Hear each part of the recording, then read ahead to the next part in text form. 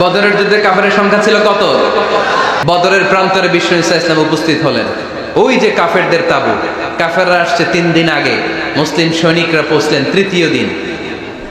এসে বিষ্ণু ঈসা ইসলাম সবাইকে বললেন, কত হতে পারে কাফের? কেউ বলতে পারে না। 2 জন রাখাল পেয়ে জিজ্ঞেস করলে, এই রাখাল, কয়দিন ধরে আছো? আমরা 1 সপ্তাহ ধরেই বদরে আছি। শুনতেছেন? শুনতেছেন? উনি বললেন, ওই যে কাফেররা যে আসছে কয়দিন আগে? 3 দিন আগে। 3 দিন আগে। কত হবে সংখ্যা? কলু কাসীর, অনেক। কত হইতে পারে? রাখাল 2 টাকা জানি না।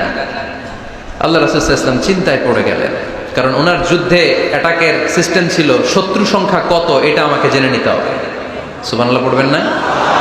অনেক কৌশল হাতড়ি এবার বিশ্বনবী আবার রাখাল 2টাকে ডেকে পাঠালেন। বললেন, কাম ইয়ানহারুনা কুল্লা ইয়াউম, ওরা আসার পর থেকে প্রতিদিন খাওয়ার জন্য কয়টা করে উট জবাই করে? এবার ওরা বলল, প্রথম দিনে ইয়াউমান তিসআন, প্রথম দিন খাওয়ার জন্য উট জবাই করেছে 9টা।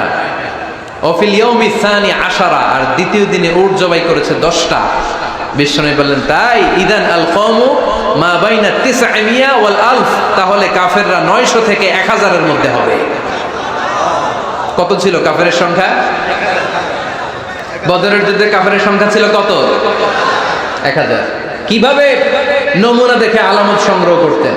ওরা কয়টা উট জবাই করেছে 2 দিনে? প্রথম দিন 9টা, দ্বিতীয় দিন 10টা। বিশ্বনবী হিসাব মিলাই ফেললেন যোগ বিয়োগ দিয়ে, কাফেরের সংখ্যা 900 থেকে 1000 এর মধ্যে হবে।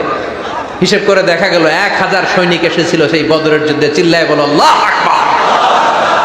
স্ট্র্যাটেজি জানতে